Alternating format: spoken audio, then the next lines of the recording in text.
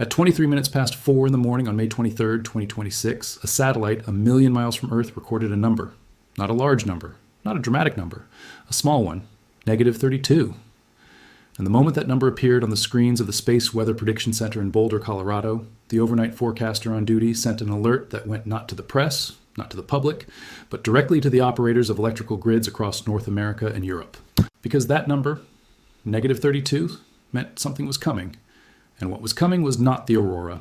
The Aurora was just what it looked like from the outside. Before we go any further, if this channel gives you the version of events the instruments actually recorded, and not just the version that photographs, well, hit subscribe and drop a comment telling me where you're watching from tonight. Now, here's what the news gave you about the solar storm that struck Earth this week. Stunning photographs, curtains of green and purple light hanging over places that never see the northern lights. Social media flooded with aurora images from Texas, from Spain, from the south of England. The word spectacular, the word rare, the word beautiful. Here's what the news did not give you. In the 14 hours before those aurora photographs started appearing on your feed, 3 instruments, one at the gravitational boundary between the Earth and the Sun, one buried in the bedrock of a monitoring station in Ottawa, and one on the roof of a research facility outside Tromsø, Norway, were recording something that had nothing to do with beauty. They were recording stress. Stress on the power grid. Stress on the GPS system that guides aircraft and delivers your phone's location to the nearest meter. Stress on the satellites that most of the modern economy depends on without knowing it. Tonight, we are going to go to those 3 instruments. We are going to stand where the forecasters stood in those 14 hours and watch them read a solar storm the way a doctor reads a patient whose vitals are spiking. And we are going to find out how close this one actually came to the number that changes the conversation entirely. Because the auroras were not the story. The auroras were what the storm looked like when it was already over your house. The story happened 93 million miles away, 4 days ago, on the surface of the sun, and it started not with light, but with a collapse. Let's begin there. There's a reason the news covers solar storms the way it covers solar storms. Aurora photographs are extraordinary. They are also non-threatening, shareable, and available by the millions within hours of any significant geomagnetic event. They require no explanation. They require no context. They reward the casual glance. They are, in the most precise sense, the least important thing a solar storm produces. A solar storm does not begin as light. It does not begin as color. It begins as a magnetic catastrophe on the surface of the sun. A sudden, violent restructuring of magnetic field lines in an active region that releases energy equivalent to billions of nuclear weapons in a matter of minutes. That release produces 2 things. One of them is the aurora you saw on your feed. The other is a billion-ton cloud of magnetized plasma, protons, electrons, and heavier ions hurled into space at speeds between 500 and 3,000 kilometers per second. That cloud has a name, coronal mass ejection, CME. And the CME that produced this week's aurora left the sun on May 19th, traveled 93 million miles across interplanetary space, and arrived at Earth's magnetic field on the morning of May 23rd. The aurora was the visible edge of the impact, the beautiful upper atmosphere of the Earth, excited by particles, glowing. But the CME itself, the magnetic cloud, the charged plasma, did not stop at the upper atmosphere. It pressed on the magnetosphere. It compressed it. It drove currents through the ionosphere. It induced voltages and power lines across 2 continents.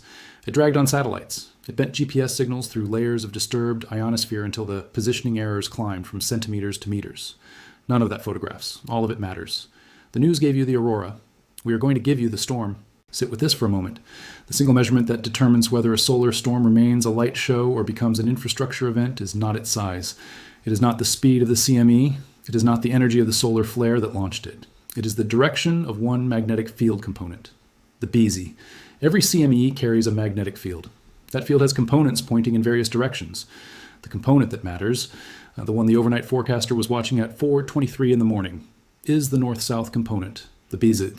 When BZ points north, positive values, the CME's magnetic field presses against the Earth's magnetic field and largely bounces off. The magnetosphere holds.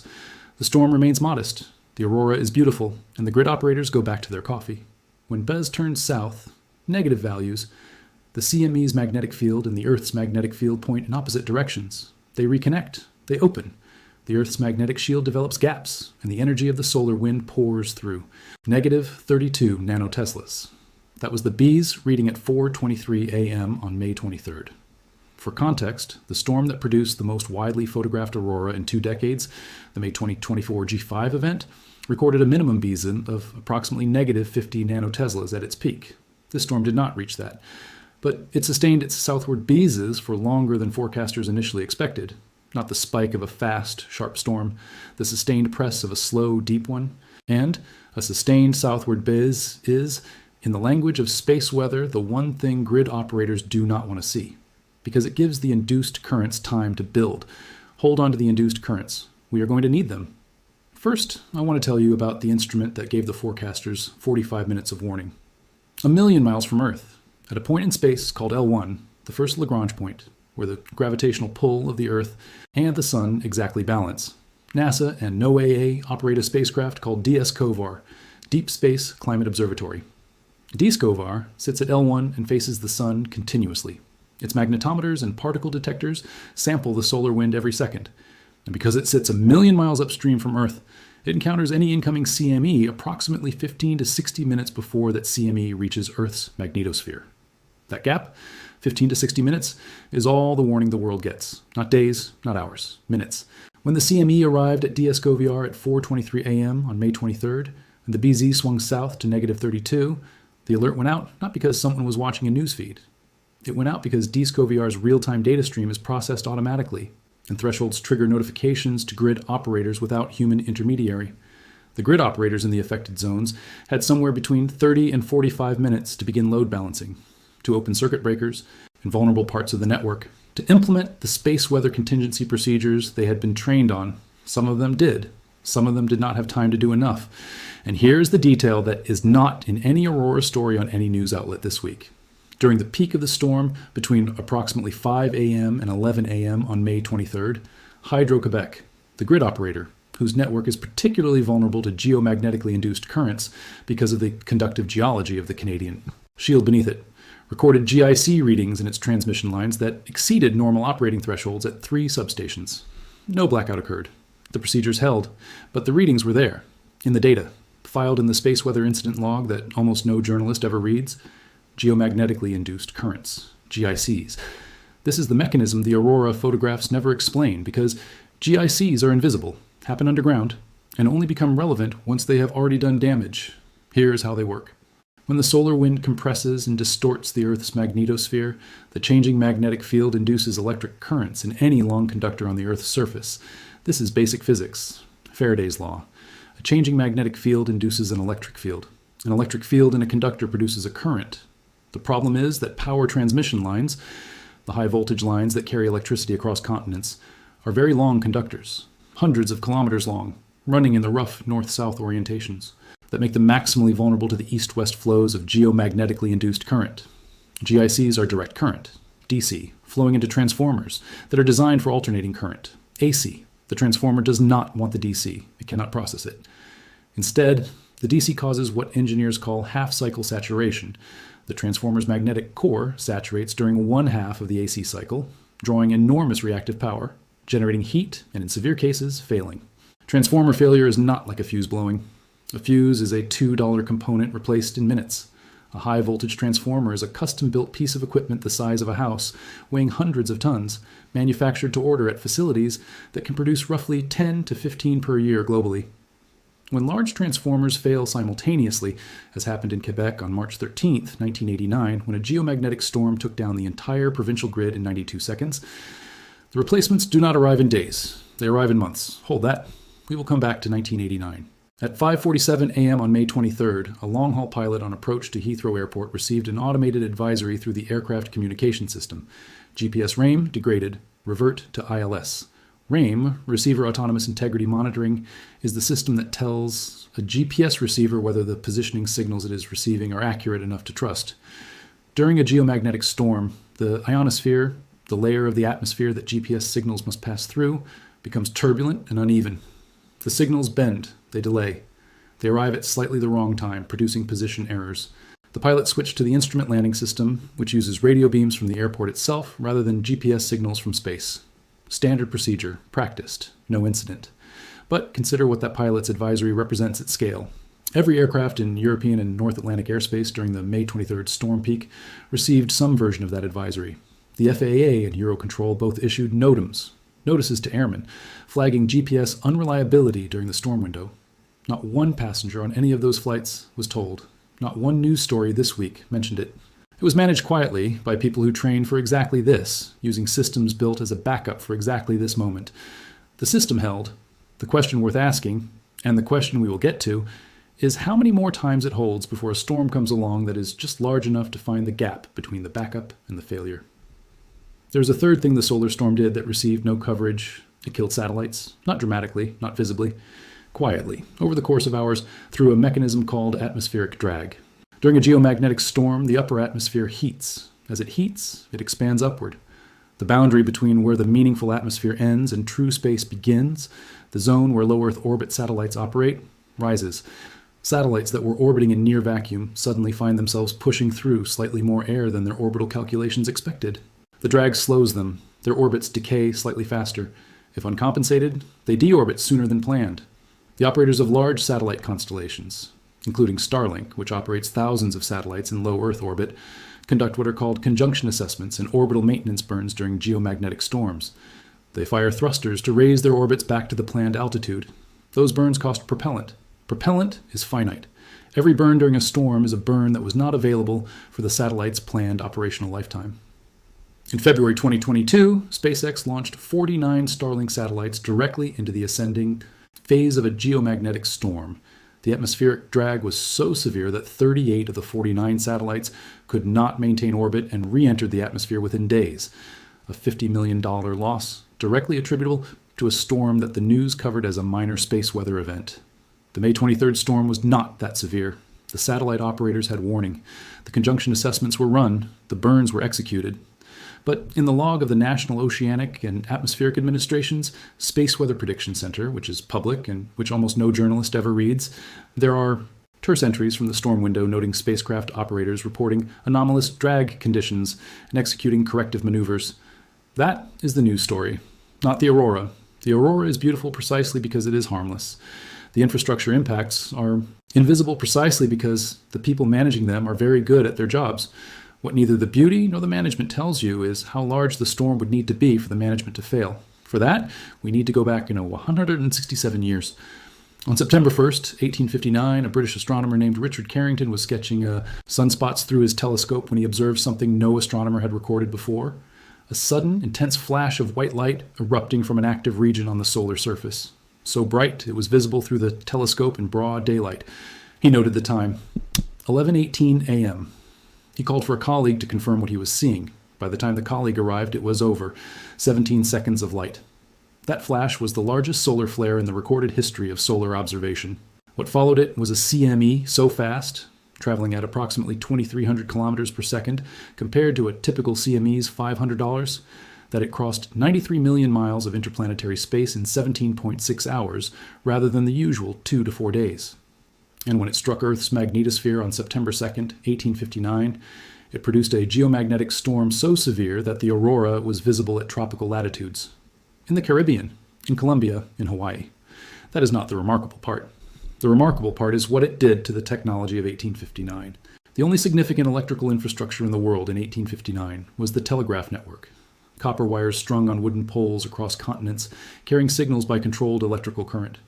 The geomagnetically induced currents from the Carrington event were so powerful that telegraph operators across North America and Europe reported sparks flying from their equipment. Some reported receiving induced current strong enough to operate their equipment with the power supplies disconnected. Some were shocked. Some equipment caught fire. The entire telegraph network of North America effectively failed for several hours. Now, sit with this. The 1859 electrical infrastructure consisted of copper wires on wooden poles carrying very small currents. The 2026 electrical infrastructure consists of interconnected high-voltage transmission lines carrying gigawatts across thousands of kilometers, feeding into transformers that are vulnerable to DC saturation, connected to a grid that modern economies cannot function without. The NARCE, the North American Electric Reliability Corporation, has modeled a Carrington-scale event against the modern grid. Their estimate for the number of high-voltage transformers at risk of permanent damage in a Carrington-scale event, 300. Their estimate for the number of people who would lose power, 130 million. Their estimate for the duration, not days, not weeks, months to years, depending on how many of those transformers fail and how quickly replacements can be manufactured and installed. The Carrington event is not a myth, It is not a fringe claim. It is a documented historical geomagnetic storm for which the solar physics community has a precise magnitude estimate, a precise impact profile, and no ability whatsoever to rule out its recurrence. And the storm that struck Earth on May 23, 2026 was not a Carrington event. It was not even close. But the Carrington comparison is not the most important thing this week's storm exposed. The storm itself was manageable. The grid operators managed it. The satellite operators managed it. The aviation system managed it. The most important thing this week's storm exposed is the gap between the warning system we have and the warning system a Carrington scale event would require. Because the warning system has a problem. And the problem is the one number in this entire video that should genuinely unsettle you. DESC-OVR sits at L1, 1 million miles from Earth. It gives 15 to 60 minutes of warning before a CME strikes. That warning is the entire early warning infrastructure for geomagnetic storms that can damage the power grid. There is no earlier detection. There is no earlier satellite. The sun is 93 million miles from Earth, and DESC-OVR sits at 1 million miles from Earth, which means it sits at approximately 1% of the distance between Earth and Sun. By the time a CME reaches DESC-OVR, it has already traveled 99% of its journey. The warning is not early, it is late. Worse, DESC-OVR, launched in 2015, is operating beyond its designed operational lifespan. NOAA has noted publicly that the satellite is aging and that its instruments are degrading. A replacement mission, SWFO-L1, was launched in 2024 and is operational, but the transition between the two instruments is not seamless, and the early warning infrastructure remains a single point of failure at a location where the physics of the solar system gives us no option to go further upstream. There is a proposal, it has been in various states of discussion for years, to place a warning satellite at L4 or L5, the gravitational stable points flanking the Earth in its orbit around the Sun. A satellite there would observe the Sun from a different angle and might provide days of warning rather than minutes for certain CME trajectories. It has not been built. In the window between a Carrington-scale CME launching from the Sun and reaching DESC-OVR, grid operators currently have between 15 and 60 minutes to implement contingency procedures across a grid that was not designed to be rapidly depowered and that contains transformers whose failure mode is permanent and whose replacement timeline is measured in months. The May 23rd storm gave the grid operators 45 minutes. A faster CME, a Carrington speed CME, would give them 15. The people who manage this know it. The Space Weather Prediction Center knows it. NERSI knows it. The white papers exist. The risk assessments exist. What does not exist in sufficient quantity is the political and financial prioritization that would make this a solved problem. This is the story the Aurora photographs do not tell. When the May 23rd storm was confirmed as a G3 geomagnetic storm on the NOAA scale, two competing sets of claims began circulating on social media. The first claim, the storm was secretly much worse than reported. The government downplayed it. The power grid damage was hidden. I want to take this seriously because the instinct behind it is not unreasonable. If a storm caused significant infrastructure damage, would the public be told immediately? The honest answer is, the data is public. NOAA's Space Weather Prediction Center publishes real-time KP index readings, real-time BZ measurements, and real-time storm classifications. The readings for May 23rd are available to anyone with a browser. They confirm a G3 event. Significant, worth taking seriously, not the worst case. Hydro-Quebec's GIC thresholds being exceeded at 3 substations is not a rumor. It is the kind of operational data that flows through industry channels and that grid operators share with regulators. It is not front-page news because nothing failed. The claim of a cover-up collapses against the fact that the data is open. A cover-up does not publish its raw instrument readings in real time. The second claim is the opposite error. This storm was completely harmless and there is nothing to worry about. This claim is also wrong, and it is wrong in a more dangerous direction. The storm was manageable. This time, the procedures held. This time, the transformers survived. This time. The word "this time" is doing all the load-bearing work in those sentences. And the reason "this time" is the honest framing is that the storm that overwhelms the procedures, the Carrington scale event, does not arrive on a schedule. It does not send a warning 2 decades in advance. It fires from the sun without any more notice than the storm that just passed. The danger is not this storm. The danger is the distribution. The distribution of storm severities across a solar cycle that includes, somewhere in its tail, the extreme events that the infrastructure was not hardened against. Hold the word distribution because this is where the timing of this particular storm matters more than the storm itself. The sun operates on an approximately 11-year cycle. Solar minimum, when the surface is relatively quiet, few sunspots, few active regions. transitions into solar maximum when the sunspot number peaks and the frequency and severity of solar storms increases substantially. Solar cycle 25 began in December 2019. In May 2026, we are near or at the peak of solar cycle 25. Solar maximum is not a single day. It is a period of months, sometimes more than a year, during which solar activity is elevated and the probability of large CME events is at its highest for the cycle. The May 2024 G5 storm, the strongest in 2 decades, occurred near the beginning of the solar maximum window. The May 23rd G3 storm occurred inside it. Solar maximum for cycle 25 is expected to persist into late 2026, possibly into early 2027, before activity begins to decline toward the next solar minimum. This means we are inside the highest probability window for a major geomagnetic event that cycle 25 will produce. Not every solar maximum produces a Carrington scale event. Most do not. The probability of a Carrington scale event in any given year is estimated at somewhere between 0.1 and 1.7%, depending on which research you read and how you define the threshold. That sounds small, but we are in the peak window of the cycle, and the storms are coming more frequently. The May 2024 G5 event, the May 23rd G3 event, multiple smaller events between them. The frequency is not the threat. It is the reminder that the sun is active, that the distribution of storm sizes is being sampled from right now, and that somewhere in the tail of that distribution, the tail we have sampled exactly once in recorded history in 1859, is the event that the grid is not hardened for. Now I want to bring back the 3 instruments and let them tell the story of May 23rd in the language they actually speak. Because the news version, beautiful auroras, G3 storm, no major damage, is technically accurate and fundamentally incomplete. The first instrument was DSCOVR at L1. DSCOVR recorded the CME arriving at 0423 UTC on May 23rd. The BZZ swung to negative 32 nanoteslas and sustained that orientation for approximately 6 hours before recovering.